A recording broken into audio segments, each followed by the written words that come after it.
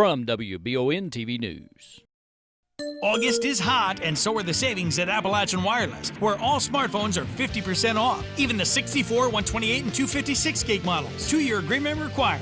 Better service, bigger savings. That's today's Appalachian Wireless and East Kentucky Network Company.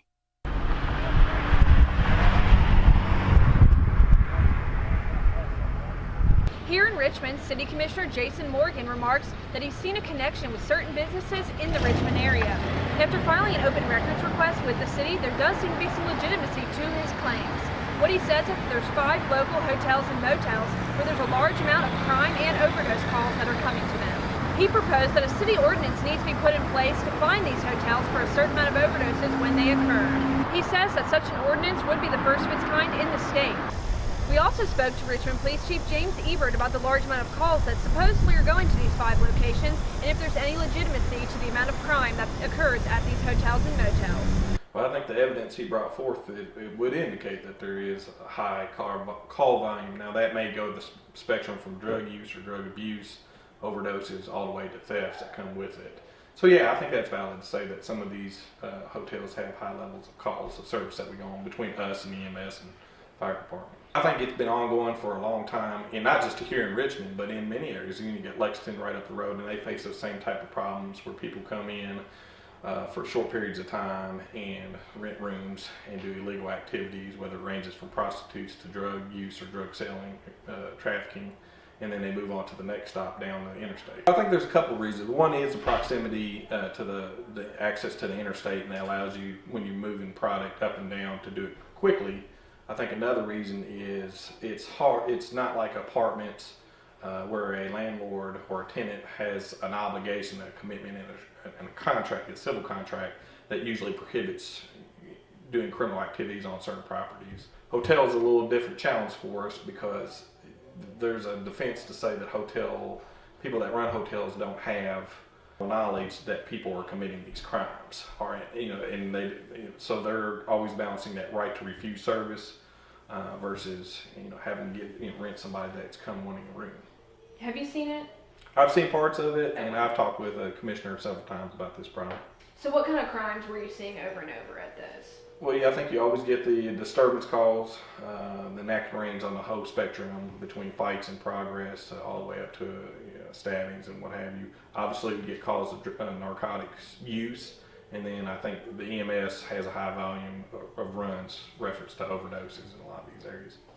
Is there any legitimacy to those claims that you guys have calls that go to certain hotels in the area? Yeah, I think that's fair to say that we go to a handful of the hotels numerous times, and probably more than the other hotels that are present in the area. I think the biggest thing is, what do we do long term to solve that? That's where we're running into the issues, because like I said, with the owners not having the obligation to do much more than the general vetting on the front end, how do you get enough reason to basically bar certain people from renting rooms? That's the threshold that's very difficult to go past for us. So his idea was enacting a new ordinance that would fine hotel owners. Do you think that would actively mitigate the crime at all? Over a series of time, it probably would, because no one would want to pay the fine. I think at the anything, that's ultimately going to be a decision and a direction that the city commission and leadership team is going to have to feel comfortable in going down that realm of whether they're going to assess fines and how do we adjudicate the fines. That's going to be the next, the enforcement part of it. It's easy to have ordinances out there that say this, but what is the enforcement mechanism? Is it going to be us? Is it codes? How do we go about vetting it? And I'm open to obviously all those conversations with all the commissioners and the mayor and city management team to collectively kind of get together and address these problems that we're having. I think it would be kind of tricky. Anytime you're breaking new ice on new ways of doing things, it's obviously you're setting a new standard going forward, not just for us in the region, but then it looks like a statewide standard. The trick would be, what's the appeals process? What's the burden of evidence we have to do? There's got to be those type of items set in. It wouldn't be something we can just say by virtue of getting a call that may or may not have been an actual legitimate call is enough to trigger a fine. So if we get there, what happens if we get there on a disturbance call or a perceived drug call? We go there and we investigate it and we find that it had nothing to do with drugs at all. Would that still be enough to trigger a fine, not trigger a fine? Those are things that would have to be worked out that we've never had to deal with before. And then if it is, if you're going to assess a fine, who's in charge of collecting the fines. So there's a whole lot of work to be done on this initiative for sure. Suppose something was enacted like this, would it make Richmond a safer place? Are these places really these seedy motels, hotels? If we somehow eradicated this issue, would Richmond be any safer? Or would the crime go elsewhere? That's the million-dollar question that everybody asks, and nobody has an answer. Historically, when you disperse crime from one area, it just relocates.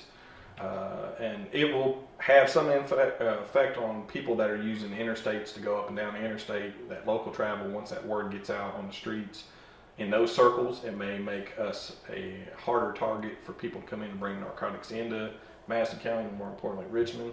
But as far as the long-term people who are using it as a residence, it'd be like if you took away a housing complex. They're still not going to leave the area. They're just going to redistribute into other parts of the city. We will be continuing with this series to look at all sides of the issue, talking to EMS, police, and even local business owners. For WBON TV here in downtown Richmond, I'm Marissa Hempel.